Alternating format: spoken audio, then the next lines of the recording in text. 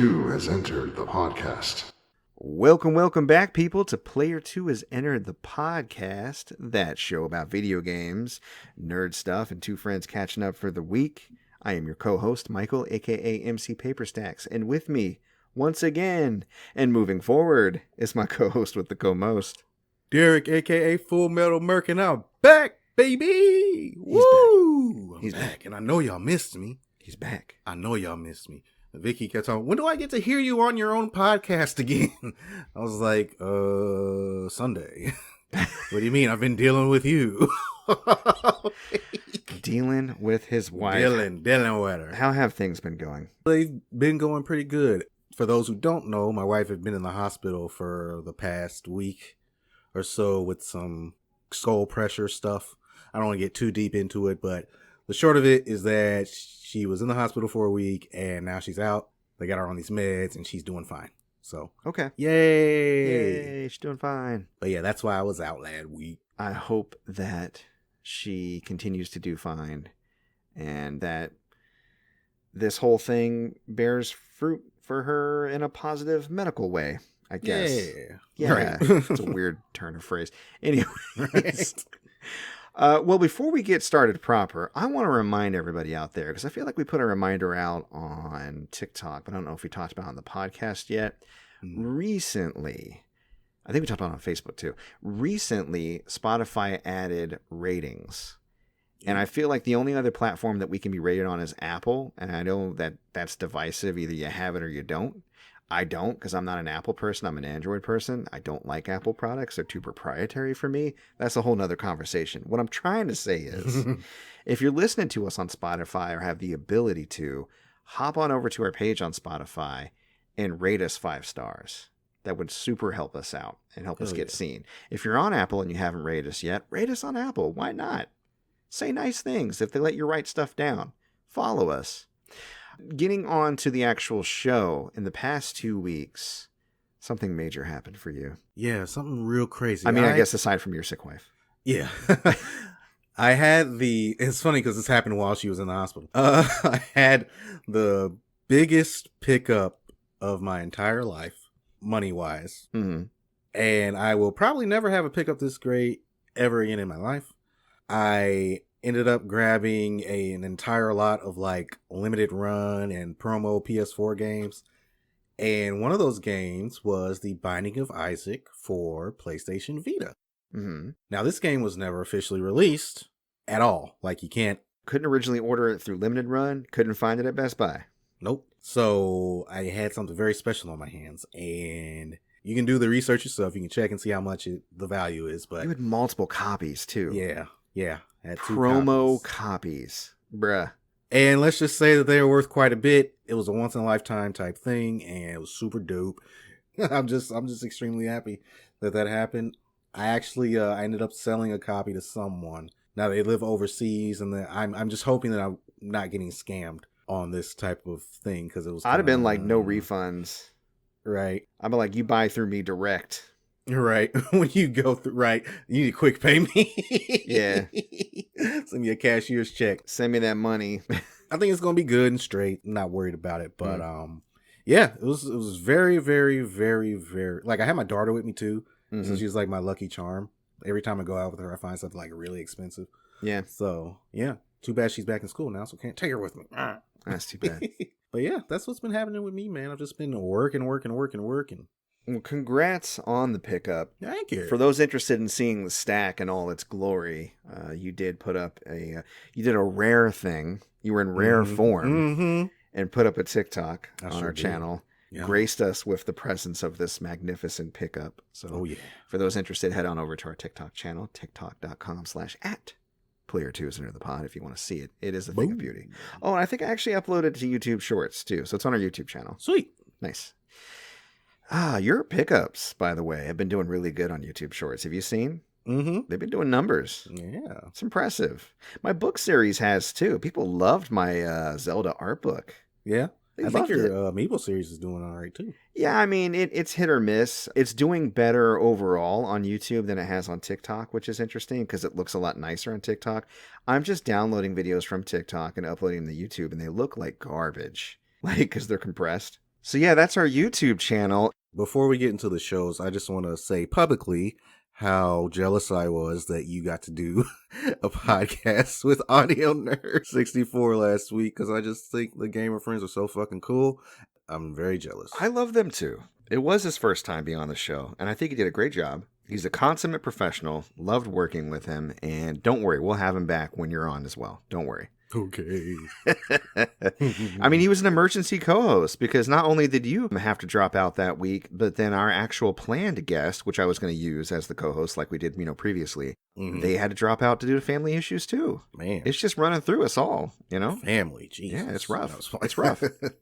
So we may have that other guest back on. I'm going to kind of wait and see on that because we got a few other guests coming up, so I might have to kind of move them back into the rotation, so to speak. All right, so a couple of shows, and then I want to kind of follow up on the stuff I was talking about in regards to like Lego Luigi last week. Mm-hmm. So Boba Fett, we're on episode 5 now, but we haven't Yes. talked about it, I think, since the first 3 episodes, right? Right. I continue to like it. It's not lighting me on fire, but I'm getting invested because I have so many episodes under my belt now.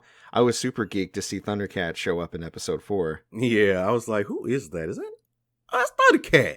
Yeah. Looking like his damn self. Well, that's what I was saying. He wore his personal glasses. He had his nail polish on. I was like, they let Thundercat be Thundercat. Yeah. He's basically a Ripper Doc, Mhm. which is the most cyberpunk thing you can be in Star Wars, which is pretty cool. And he fixes Fennec up, which is neat. Yeah. But do you have any non-spoilery opinions about?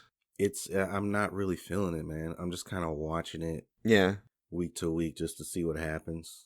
Not like, oh my God, I gotta watch Boba Fett. Oh, can't wait till Boba Fett comes on. Cause this 5th episode, a little minor spoiler, is, I wouldn't even call it the 5th episode of Boba Fett. I would call it the 1st episode of season 3 of The Mandalorian.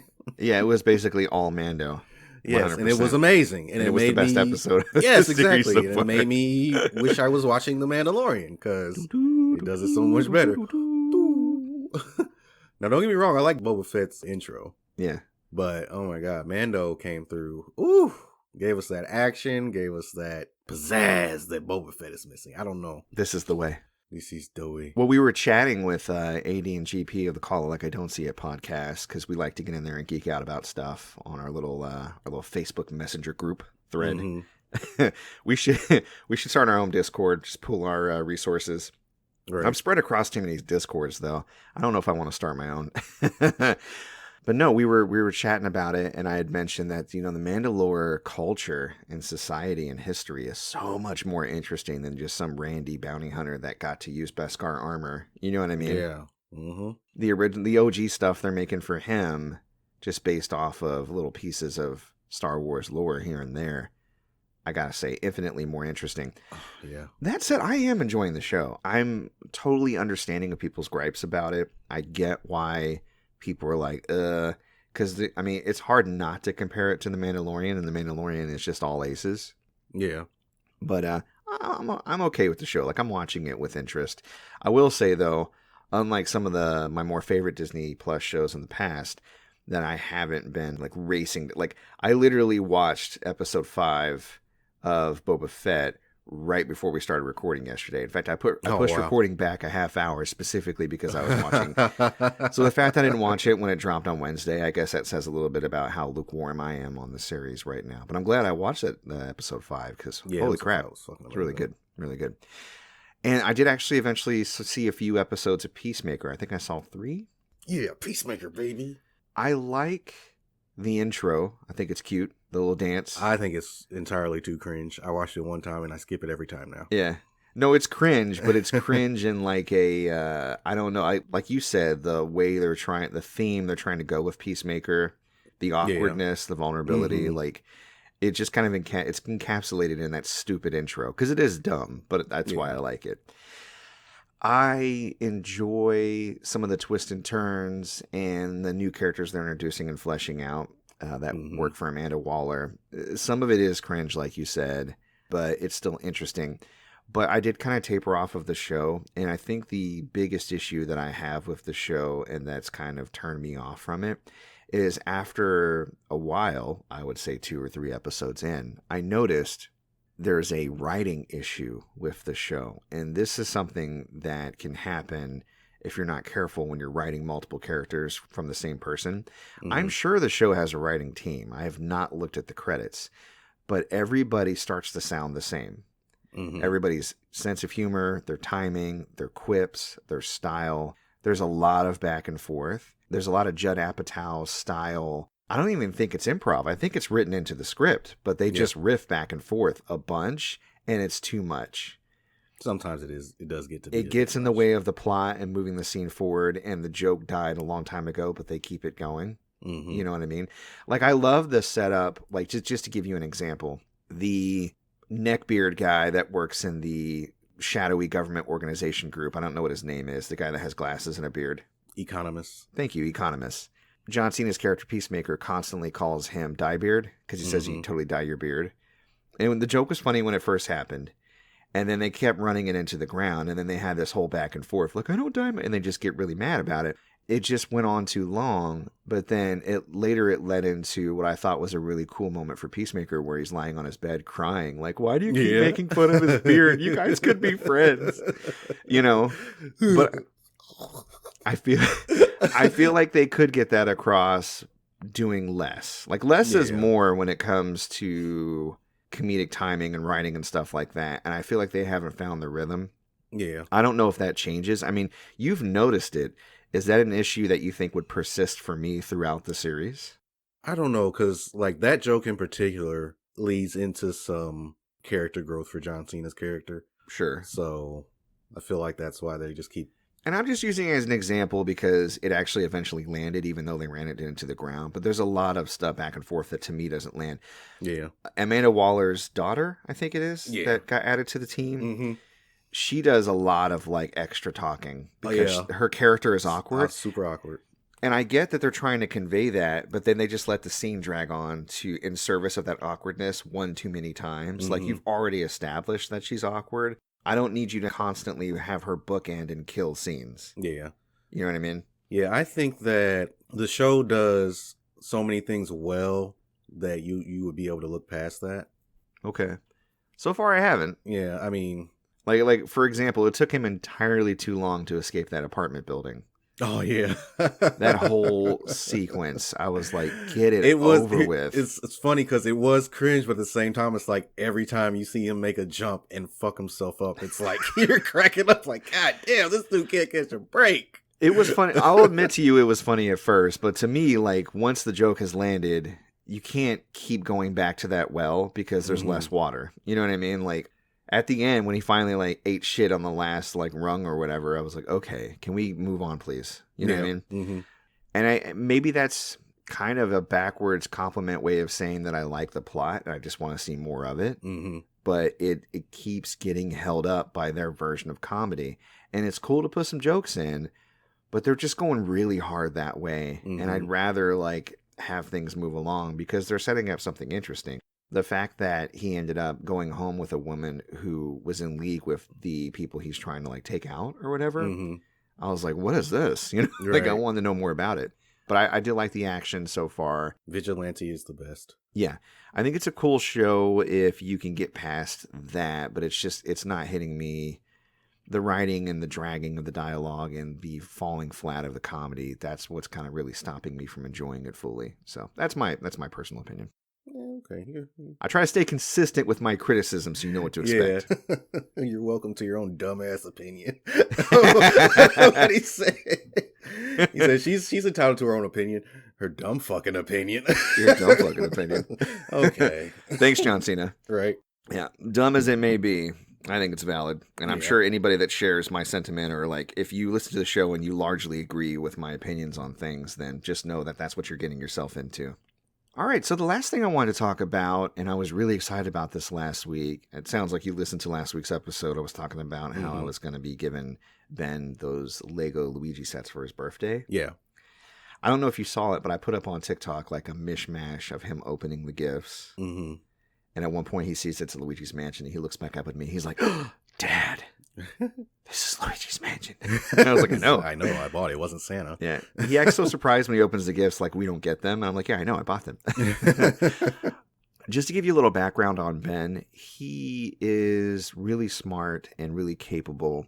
But one of the things that he's had trouble developing in his youth is like he's had assistance with like writing with pencils and stuff, which is good because he took on drawing and now he draws all the time. And that helps. Mm-hmm. But he doesn't have very good articulation and eye-hand coordination. I think that's why he hasn't picked up video games as quickly as other kids his age. Right. And what I've noticed with us building these Lego sets, first of all, Lego, holy crap, they have an app, Lego Super Mario app that you can download. And then you just bop your phone or your tablet or whatever, and it shows you how to build the next piece in 3D, and you can move the piece around if you want. And I started bopping it for him, and he would look at the picture, and he would build find the correct Legos and build the thing. But then he's like, "Can I boop it?" I was like, "Yeah, you can boop it." So he started tapping my phone and just kind of going through. And I had to pull him back a couple times. He would go too fast or try to skip ahead, like, "Oh, I see what it's doing," and I'm like, "Oh, don't make any assumptions." Right. And we go backwards and go, "See, you actually need to put that piece here." He's like, "Oh, okay." So he's starting to learn how to follow directions, take his time, not make assumptions, which honestly, that's the thing that I struggled with in my youth. Yeah. My brain just works so fast. I'm like, I see the pattern here. I don't need to listen to any more instructions. I got this. Yeah, that's probably why I can't build shit now, because I didn't have any Legos. But the thing is, that does serve you when you want to quickly act on something, and that is a strength of mine, but it's simultaneously a weakness because there were a lot of times where, because I didn't finish the instructions, I missed a nuance that after a final build or a final process through something, I'm like, shit, I fucked that up. I got to go back and redo the whole thing. Mm-hmm. I'm trying to get ahead of that with him because apparently he inherited that from me. So he's struggling to put the pieces together, but he's like, he keeps trying. He wants to do it so bad. Mm-hmm. And there's only been, I mean, some of those Legos are really difficult. The small ones you have to snap together. Yeah. And he's got his little baby hands, but for the most part, he's doing them himself. And then I'll show him how I do it. And then on a difficult piece, and then another similar difficult piece will come up and he'll try again and he'll nail it. Mm. And I've been so proud of him. If you have kids that have a similar struggle where their eye-hand coordination is kind of falling behind and you're concerned, honestly, these Lego sets, I mean, the only barrier to entry obviously is money. They're expensive. Mm-hmm. I had to wheel and deal to get these at a reasonable price.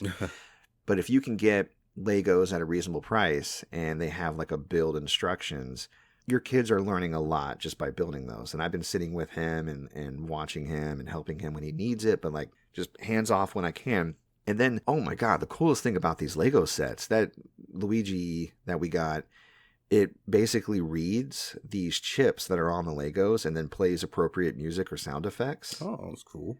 It actually can read colors, and he was obsessed with putting Luigi over a purple block and then watching him poison to death. I was like, okay. All right. He's a sadistic kid. But it's cool, all of the different things that it can interact with and do. And I actually put a video of Luigi going through like the first starter course on TikTok, so you can check that out. And I'll probably put up subsequent videos of us looking at the Luigi's Mansion lab, the entrance, and then the mansion proper, because we've built the lab, and we're halfway through the entrance now. And then we still have to build the mansion. But I'm looking forward to it because it was a lot of fun to do that with him. And it really does seem to be helping his eye-hand coordination. I probably couldn't have asked for a better outcome in getting him these Lego gifts. So ooh, I'm very especially pleased. Since you bought them for yourself. I did not. Listen, that's a running joke we've had. But for real, like, I didn't have a ton of interest. If I did, I would have bought the other ones by now. I would have went and got... The thing I thought was really dope was that NES Lego that you can build an actual Lego Nintendo Entertainment System with the CRT. Yeah, that's crazy. But all of it's just way overpriced. You know what I mean? Yeah. But the thing is, there aren't too many Luigi's Mansion toys out there, and he can't play the game, but he's obsessed. He likes to watch all the playthroughs and everything. I thought this was the perfect compromise. Yeah, and it ended up working out even better than I thought it would. Nice. I'm glad he liked it. Yeah, me too. All right, it's a video game show. We've sort of, a little bit, Luigi's video game, kind of. But let's get into it proper. Let's talk about what we've been playing. Ooh, baby. Past couple of weeks. Derrick, what you been getting into? Not much, because I've been just working nonstop. But yesterday I decided to try out Windjammers 2 on Game Pass. I never played this game. I've heard of the first Windjammers. I had no idea what it consists of. I guess it's just a disc frisbee 1-on-1, and you try to throw the disc into the opponent's goal. And there's like super moves and stuff, and it's actually really cool. It reminds me a lot of like volleyball crossed with frisbee. Yes, exactly. And it's pretty dope, and I like it, and I might continue playing it because I don't know. I got a big burly black dude that I play as, and he charges it up and throws. He's like, and he just throws it all across the field. So it's pretty dope. I'd say if you're into like just really quick sports fun, pop in cartoony, pop it in and out. You can get it. I have Windjammers 1 because it was one of the games that was released in the initial run of limited run games for Nintendo Switch. Remember when Nintendo Switch got on limited run? For the first 2 years, I bought every game that came out, and then eventually it became too much. They were because they used to only drop like maybe like one game every couple of months, and then like maybe one game a month, and then they started dropping like three. They started dropping like 3 Switch games a month, and I was like, I cannot afford almost $200 a month. It's insane. Yeah. So I had to stop. But yeah, cool, man. The other game, you told me that Asura's Wrath was really cheap on the Xbox store. $5. And I bought that shit. I still fucking love it. It's the perfect anime game. It's mainly just quick time. It's interactive anime cutscenes. Yeah, but it's like, it's great. And it's got the voice of Gaara and War. Well, Gaara from Naruto and War from Darksiders as the main character, Asura. I played the first little level, which is honestly the most annoying part because it's so long. And I forgot to save it. So then I had to go back through and play it again yesterday. And I was like, oh no. So, yeah. No. I suggest if the sale is still up and you can grab Asura's Wrath for $5, you should. Because it's like a $40, $50 game now. And it's like really, really interesting. Yeah, I actually picked it up too. I was going to play it, but games. And I would love to see him in a freaking Marvel vs. Capcom type game. Like, he needs to be the fact that he hasn't been in one, but we got Phoenix Wright in Marvel vs. Capcom 3. To be fair, Phoenix Wright is a little bit more interesting. Like, he's straightforward. I mean, when a character fits in a fighting game, it becomes an obvious choice. Mm-hmm. But when you're like, they put who? Right. they put in Isabelle from Animal Crossing? Okay. But no, I agree with you. He would be nuts in a fighting game, and the fact that Capcom hasn't jumped on that, what's going on? Or made a sequel. Yeah, because they can do whatever. Did it sell very well though? Originally, I think so. Or was it one of those obscure titles like God Hand? I think it was pretty obscure, honestly. Yeah, that's a physical copy I'd like to get. God Hand. Yeah, I used to have a physical copy of that, and then I played it, and I was like, I don't want this. No, you messed up. It's really, really good once you get into it, but especially if you know the history behind it. Look up the history of God Hand. I think Matt McMuscles, formerly of Super Best Friends Play, did a retrospective style on God Hand on his channel. Definitely check that out because the development history of God Hand is a lot more interesting than you think it would be. Okay, I'll check it out. Little tidbit there. All right, well, the games I've been playing this week, let me tell you, played a few.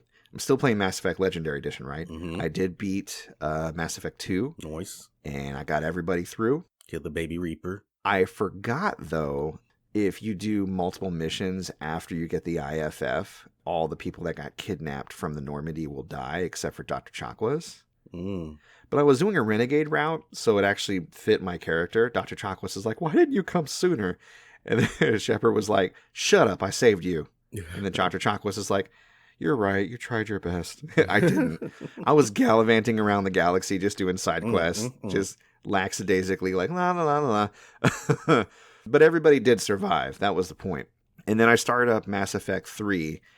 And I remember that Jessica Chobot was in Mass Effect, but I thought it was 2. So when I didn't see her in 2, I was like, oh, they must have cut her. Maybe like a copyright thing. But she's actually in 3. She plays that reporter that ends up joining the war effort or whatever. And I think you can romance her. I don't know if you can romance her as female Shepard, but you can romance her as male Shepard, which is, it's weird. Yeah. It's a little awkward.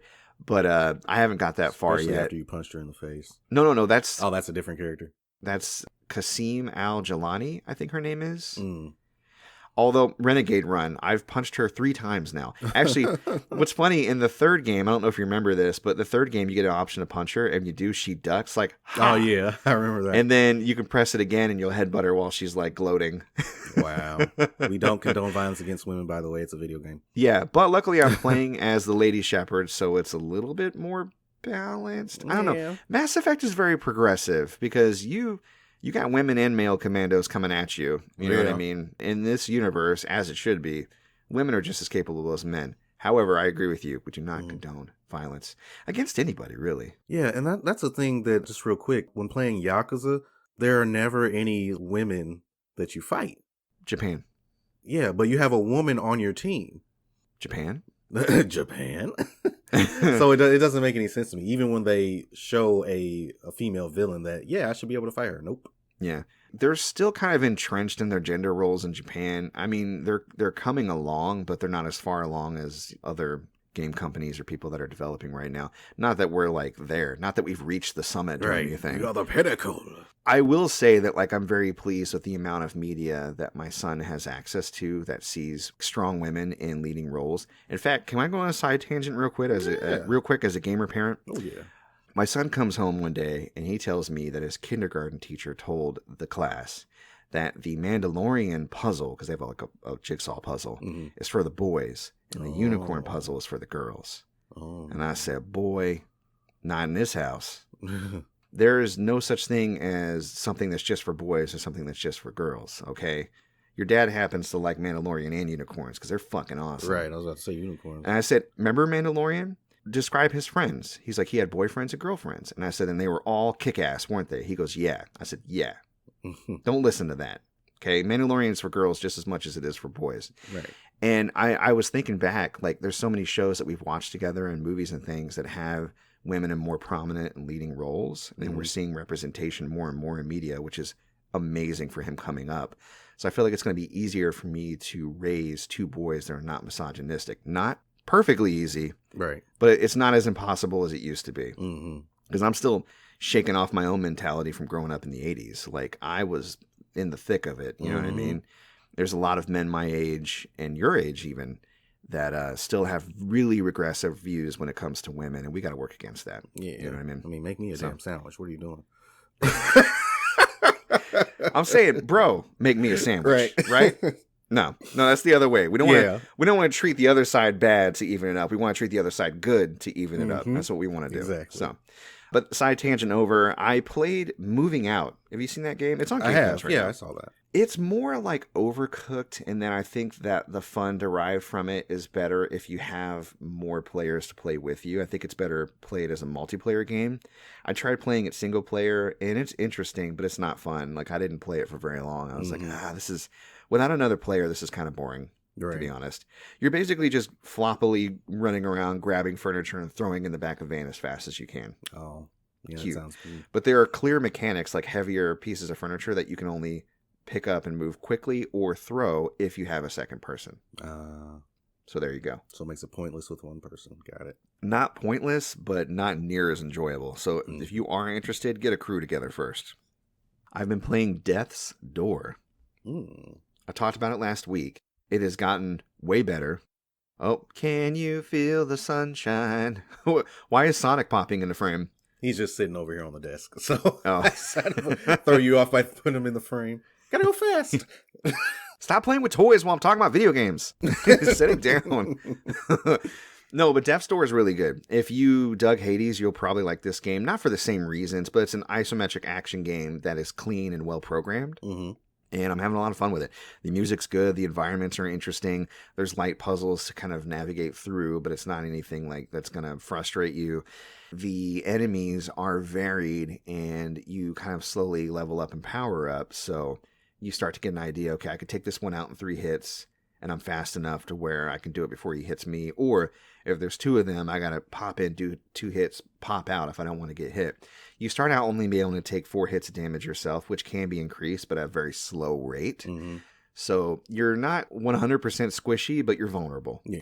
I joked last week, people were comparing it to Dark Souls. I mean, maybe aesthetically, because you are collecting souls and you use those to power up, but you don't lose anything when you die. Oh, okay.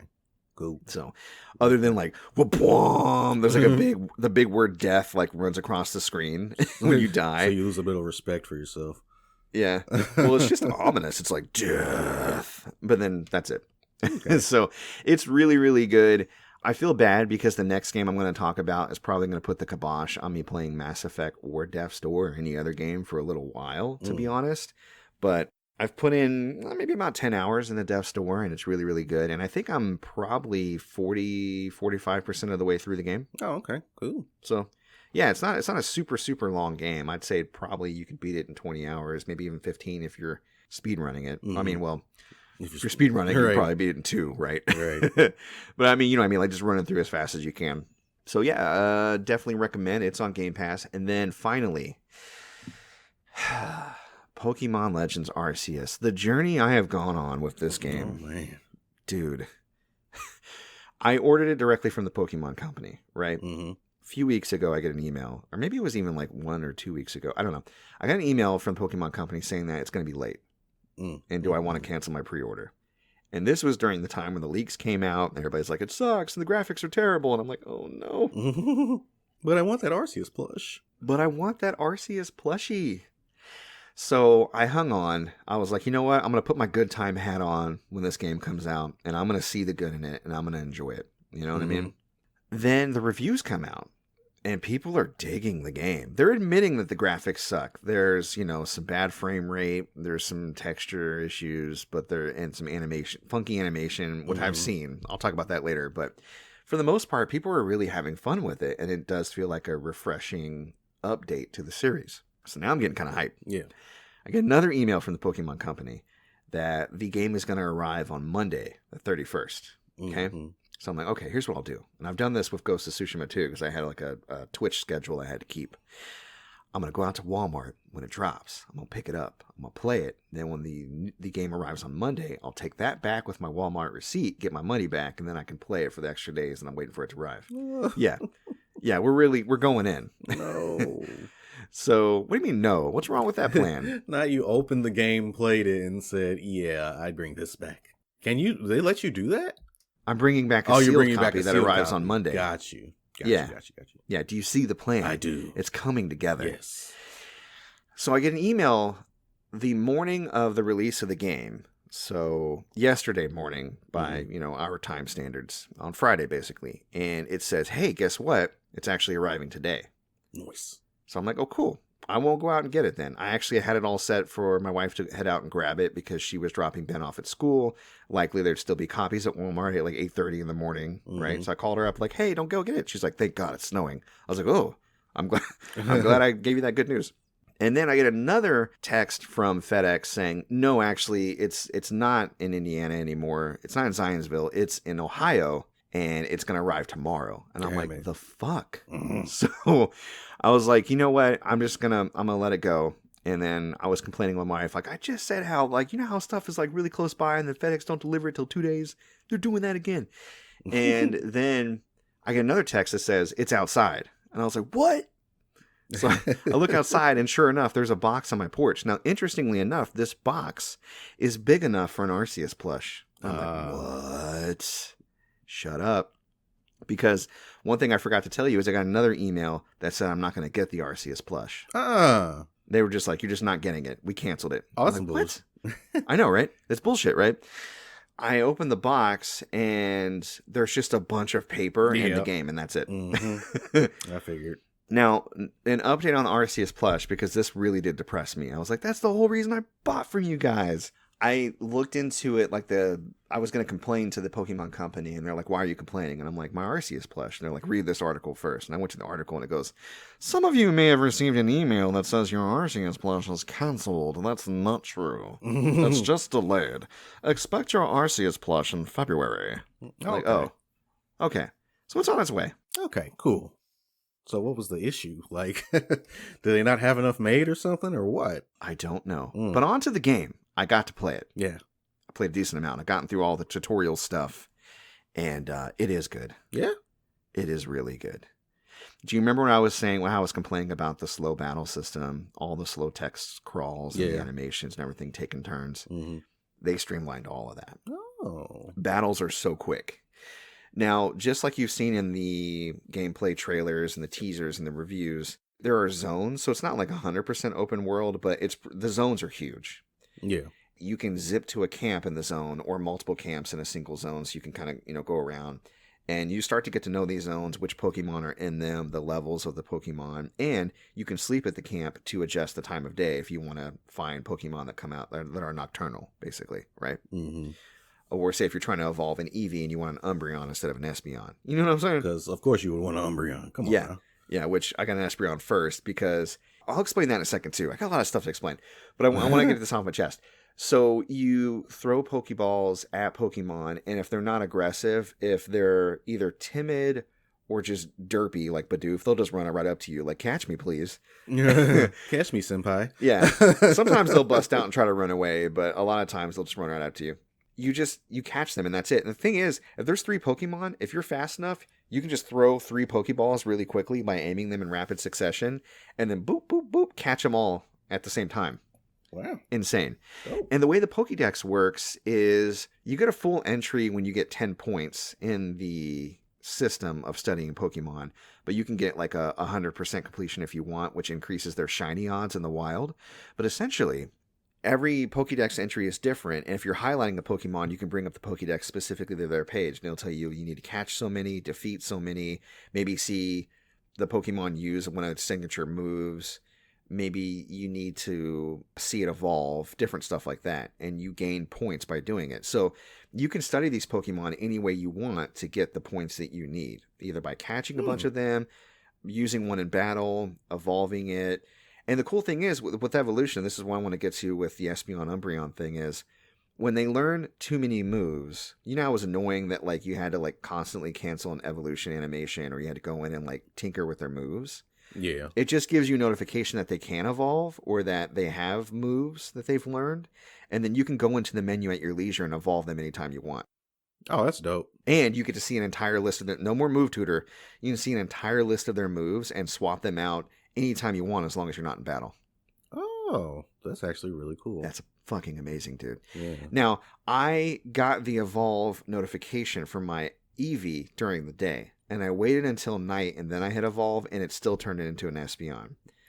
So, little gameplay trick. If you're trying to get an Umbreon, get it close to leveling up and, you know, save it manually, and then make sure it's nighttime before you actually get that notification. Saving it, they have an autosave system, which I would recommend going in and manually turning off if you want to manually save before you fight a really tough Pokemon, because there's these alpha Pokemon that are basically like mini bosses.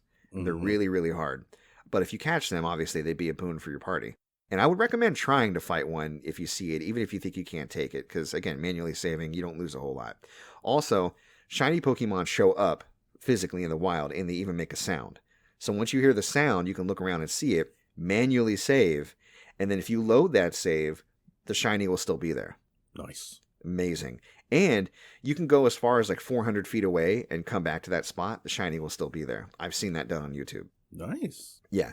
So shiny hunting in this game is a lot easier, which is really cool for fans of shiny Pokemon. There's a move tutor in town that will teach egg moves and moves you can only get through traditionally move tutor or like TMs and stuff like that. So it's based on your rank from the research guild. You get more rank the more Pokédex entries you turn in. That's how you earn money, and that's how you get access to better equipment. So you have like, you know, like a 1st star researcher, 2-star, 3-star, whatever. And then the more moves you unlock to be able to teach your Pokemon with that tutor in town. It's streamlined. You know how like you have to trade a Graveler to get a Golem or a Haunter to get a Gengar? Yes. There's a core that you can buy where you can do that without having to trade them. You can literally get 100% of your Pokédex completion. You can change your natures eventually with stuff you can grow at the farm. You can do everything you want to do to build the team that you want to build without trading once if you don't want to. That's great. The online is reduced a bit. You can't do online battles, but you can do online trades if you want. There's a section of the game of the town where you can do that at. So if you really want to trade, you still can. You just don't need to anymore. Okay. So that's dope. The game is a lot of fun. I am a bit of a compulsive person, a collector, so to speak. So this gameplay loop isn't going to speak to everybody. Some people are going to want to just blast through and do the story, and the story is kind of interesting, to be honest. And others maybe just want to go out and fight strong Pokemon. Some just want to work on their Pokédex, and that's what I've been doing. I've just been wanting to like 100% complete the entries. So I've been going out and catching like 1 million Bidoof. But I'm having a lot of fun with it. And there's crafting in the game. So you can switch between throwing empty Pokeballs if you want to catch something and throwing your Pokeballs. And if you throw your Pokemon that's inside a Pokeball at a tree with berries or at like a stone or something, they will excavate the materials for you. Oh. you have a crafting tool in your key items where you can craft what you're holding. But if you go to a crafting station, you can craft what you're holding or anything you put in your chest. And there's a chest at every camp, in your home, and I think in town, and they're all linked. There's been so much effort made to streamline this game and make things convenient. You know what I mean? Mm-hmm. Definitely if you get the game, go into the options. There's an option that stops prompting you if you want to throw a Pokeball when you press the Pokeball button in battle, which I turned off because I'm like, I don't bump the ZR that often on accident. I'm okay with that. And it just, everything's so quick. Everything I've complained about, the battles just being super slow, the animations, like everything's been cleaned up. I love this game. I can tell you right now, just by playing it for a few hours, this is my favorite Pokemon game of all time. Damn, that's super high praise. Favorite Pokemon game of all time. Like, it's just, this is what I've wanted out of Pokemon for so long. It's like if you crossed Pokemon with Monster Hunter, but took out like the laborious preparation of Monster Hunter and just kept the exploration and the fighting. Okay. Monster Hunter, not a one-to-one apt comparison, because you can fight a monster for like 2 hours. Right. Obviously, the biggest battles you're going to get into are probably with alpha Pokemon, and it's not going to take that long. But it's just the freedom to run around, the discovery, the vibe of going to a village, and the wild Pokemon out there can mess you up. There's a lot of side quests that you can do to get items, which I would recommend doing side quests as often and as early as you can, because a lot of the rewards you're not going to care about late game.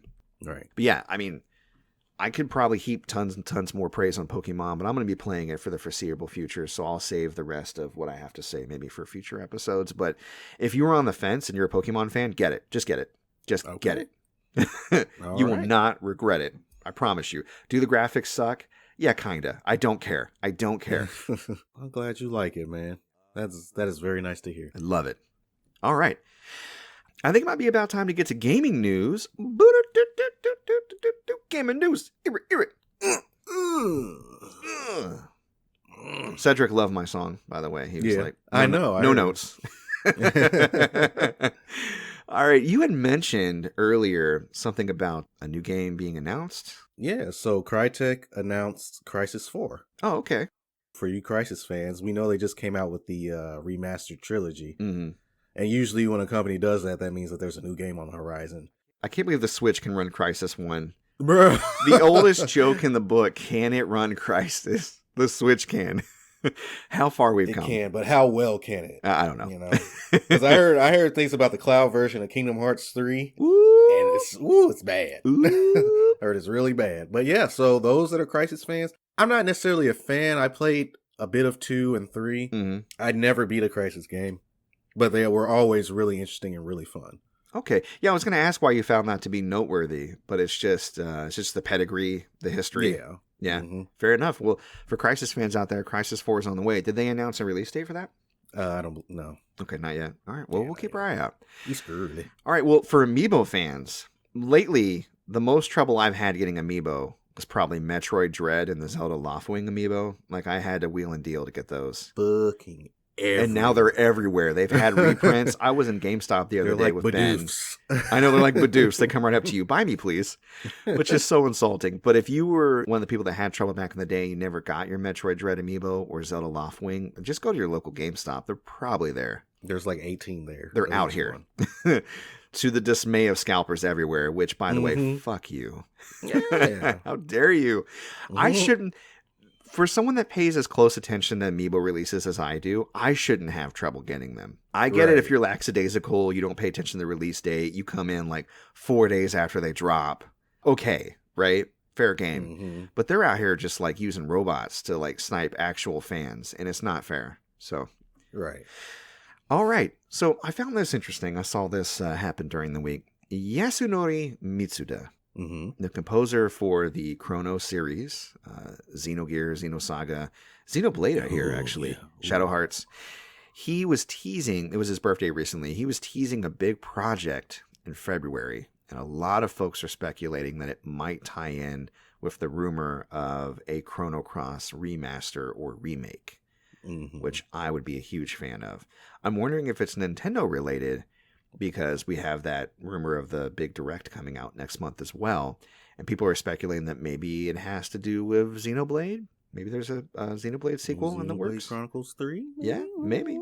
Oh, no, I'm ready. So keep an eye out if you're a fan of any of those games. The fact that he was teasing a big project makes me kind of giddy, and I'm really hoping it's Chrono Cross because that is probably my all-time favorite soundtrack. So yeah. I pay attention when the guy that made that soundtrack makes an announcement. You know what I mean? Yeah. For sure. Good news for fans of N64, specifically if you got the upgrade to NSO on Nintendo Switch and you had some issues.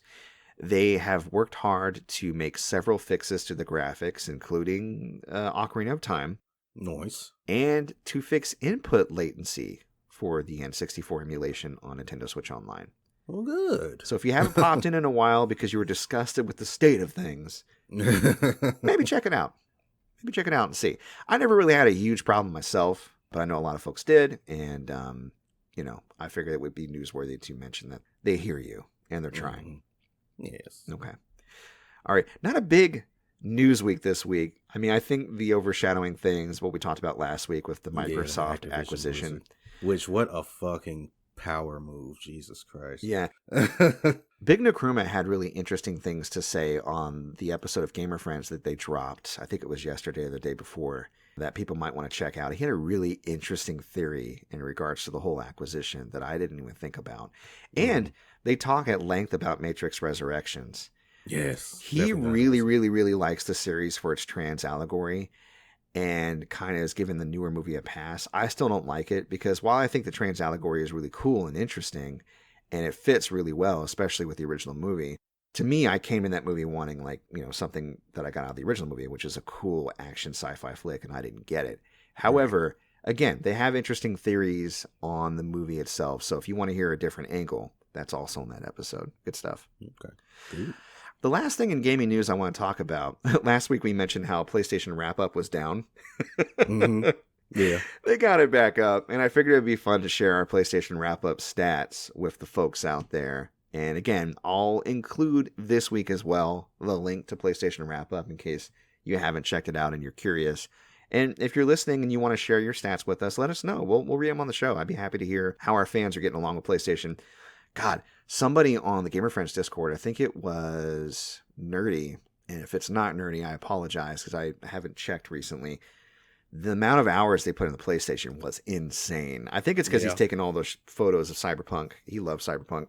But I was like, whoa, dude. It was like thousands. I put in 718 hours on PlayStation 4 and PlayStation 5 last year, which is respectable.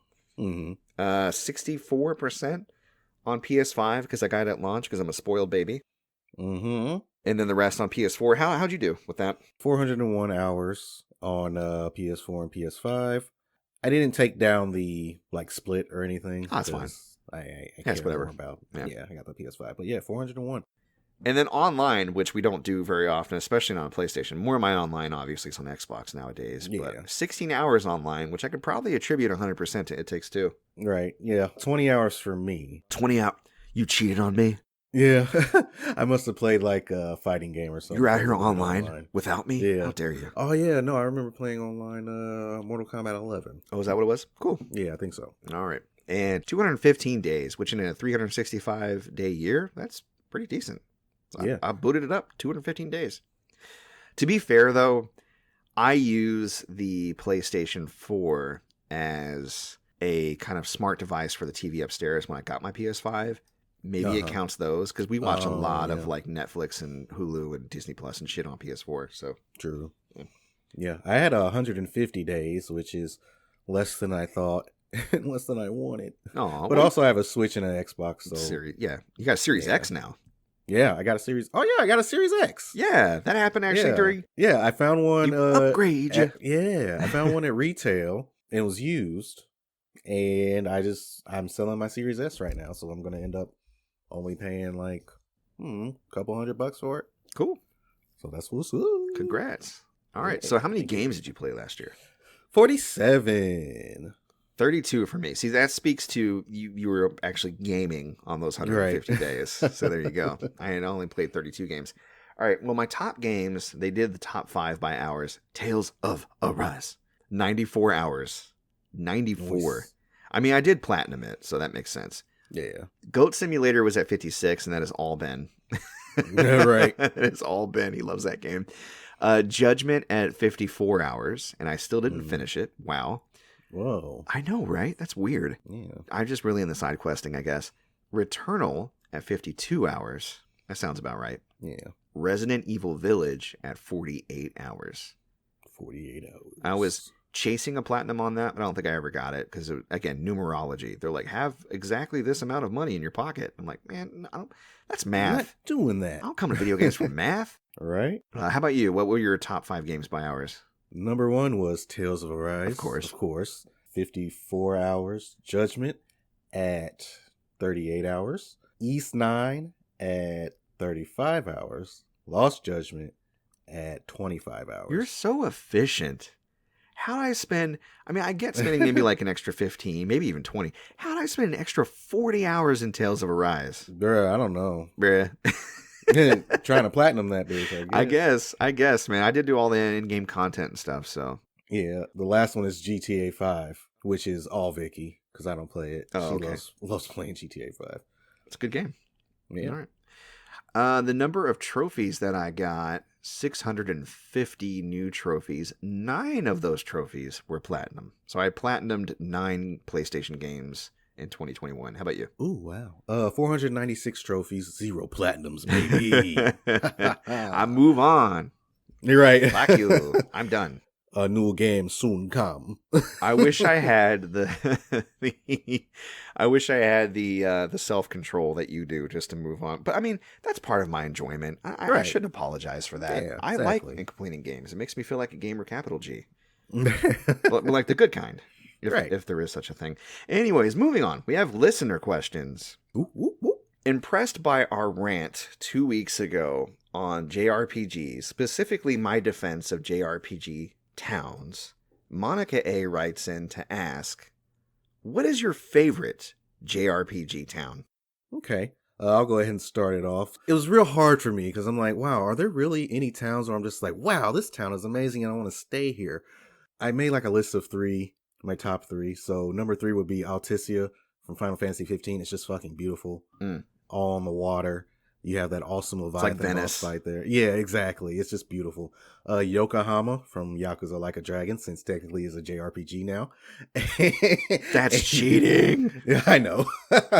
And you get to do all the wonderful Yakuza things in that game. But honestly, my favorite town is not a town that you go to for pleasure. It's a town that you go to for business. And that would be Dalit from Final Fantasy VIII. Business town. Yeah. It's business. The business is Dalit the space station? No, Dalit is the first town you go to on the mission. Oh, that's the Dalit right. Mission, yeah. Why is that your favorite town? Well, here's the thing. It's the town that I could think of that had the most interesting thing happening while you were in the town. You're literally... Was a backdrop for your first seed mission. Exactly. You're a child soldier and you're going to this town to destroy like a radio tower or something. It's where you fight your first like major boss, where you can draw a GF from them. If you don't know, you just miss it. They got cars. They get they got cars robots and shit. You roll up on the beach on your boats and you're just like guns shooting everywhere. It's like Normandy. You have a very intense chase scene with a giant mechanical spider robot that you think you can defeat. Exactly. And the music is just boom, boom, the music is banging. Boom, boom, boom, boom, boom. Final Fantasy VIII, I don't know if I've ever really truly ranked it in my heart, but easy top 3. Not only Final Fantasy soundtracks, but RPG soundtracks of all time. Final Fantasy VIII fucking bangs. Yeah, it's fucking dope. Yeah. But yeah, that spider.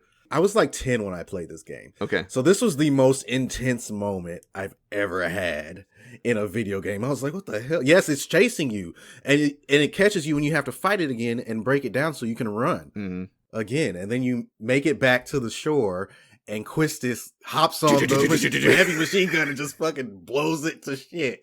And I'm like, oh, that's my girlfriend. Yeah. Quistis. I hate how Squall treats Quistis too, or Quistis. Yeah, no, he's a dick. He's a dick. He's a dick. But yeah, Dalit, man. Very unconventional pick, I think, but It's my favorite town, man. Yeah. That's fair. I was thinking of something more traditional and along the lines of what I was saying a couple of weeks ago about the importance of the town, how it breaks up the gameplay loop, how it's a place to grab side quests, it's a place to replenish your supplies, it's a place to move along some story. To me, my favorite JRPG town of all time has to be Trino from Final Fantasy IX. Trino is the eternal city of night because every time you approach it, it becomes nighttime. Okay. They don't have a traditional day-night cycle. There are just parts of the world that are always dark. So, it is a town that's kind of skeevy. Like, there's some good parts and some bad parts. There's some people, there's some layabouts, some drunks. They're in the weapon shop. There's actually an underground, like, not coliseum, but like a fight ring where they have like a monster they keep down there that you can fight or challenge. And that monster will change throughout the game, the different times that you revisit the town through the story. The Stelazio lady is there, so all of these Zodiac pieces that you pick up throughout the game, she collects those, and if you give them to her, she'll give you really good gifts, including the Blood Sword, which is one of the best swords for that part in the game. There's the auction house, which is actually secretly ran by Kuja, the villain in the game. Right? He's the proprietor or whatever, but you can go there and get really rare key items that you can resell to NPCs for even more than what you bought them for if you haggle right. And then you can go back and rebuy them again to keep in your key item to go towards your thievery ranking, so Gilgamesh will respect you. And then you get really good, useful items in the auction house as well that you can use and get like unique abilities from. The card game tournament stadium is there. I didn't like the card game in Final Fantasy IX as much as I liked 8 because I thought it was overly convoluted. But it's a fun side diversion, especially if you're into that type of thing, and it exists in that town. There's a dungeon in the town underground that you can grind in if you want. That's part of the story, and still hop back up and do town stuff. It's got a lot of really interesting like active time events and story beats. It's just, I don't know, it's everything I love about a town. Every time I go there, I get excited because there's so much stuff to do. You know what I mean? Yeah. It doesn't have any like proper mini games unless you want to count fighting the monster or the auction house or the card game. It's got proper mini games. Yeah. Yeah. That's dope. So yeah, that is, to me, there's secrets, there's stuff that you can find if you're looking and searching around, which the whole game has that. But to me, it's the perfect JRPG town, and I can't think of any other town out there that I liked better. So yeah, I want to do a special shout out to Fuchsia City, home of the Safari Zone. Okay. That was the dopest thing back in the day on the original Pokemon games. You just go in there and catch a Kangaskhan. What else is in there? Doduo, Scyther. Scythers were in there. Like, it was cool so though. Long ago. Yeah. I remember loving that shit. For sure. All right. And you had a lot to say about that one. Yeah. You cheated. You gave like 4 towns. Well, it was hurting me inside. I was like, all these towns have a great thing about them, but yeah, Dalit won out in the end.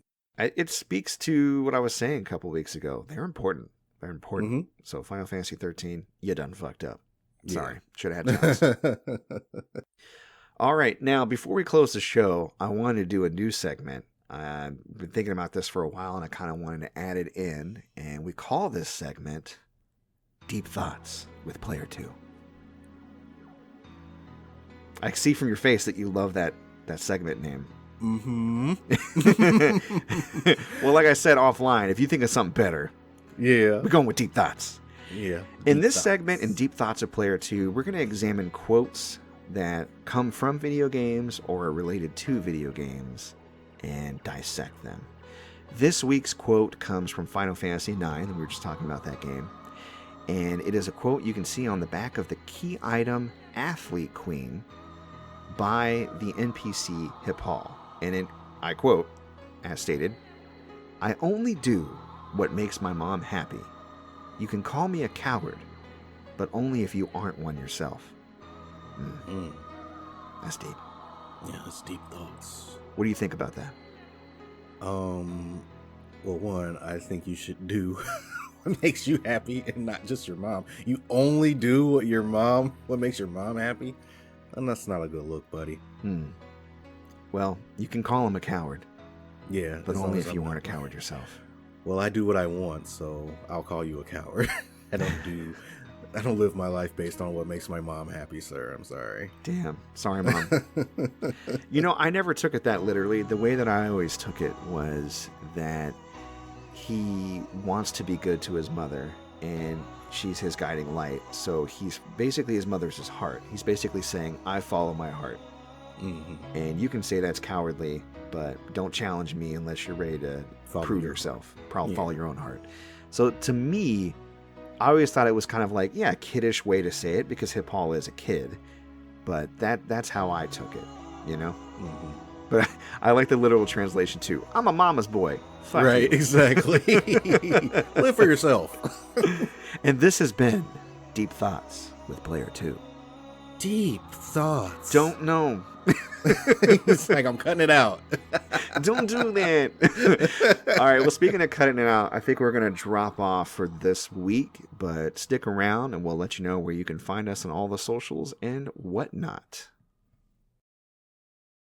And we're back. What a great ad. The same ad. You know the words. Anyways. Oh, yeah. For the folks out there that are interested, in case you still have some of those rare limited games up, other things they can check out at the store, where can they find you at? They can find me at ebay.com/str/gamergoodies and more. Hit me up on Instagram at gamergoodiesmore and on Twitter at goodies_more. All right. And don't forget, we upload new episodes every single Sunday to our hub at anchor.fm/player2 is enter the pod. But of course, we can be heard on a variety of podcast platforms like Breaker, Google Podcast, Overcast, Pocket Cast, Radio Public, Apple Podcasts, and Spotify. Find us on all the social medias. TikTok.com/player2 is enter the pod, Facebook.com/player2 is enter the pod, YouTube, player2 is enter the podcast. Subscribe, follow, rate, comment, like, whatever you can do, it really helps us out.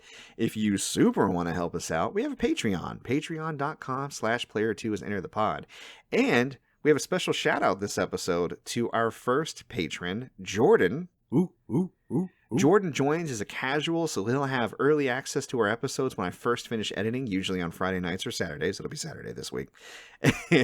And a custom Player 2 has entered the podcast sticker. Hooray! Ooh, yay, stickers. So that'll be coming out to you shortly once I get that made. If you want to contact us, you can do so via our social media, or you can email us at mcpaperstacks@gmail.com if you have listener questions, guest suggestions, feedback, etc. And that, ladies and gentlemen, is our show. Love it. Good to be back. Good to have you back, buddy. I hope things are settling down and that everything goes smoothly for you and your family in this 2022. Bear. And to the listeners out there, we appreciate you coming through and listening to us once again. We love you, and we will see you next week. Take care. Bye. Bye.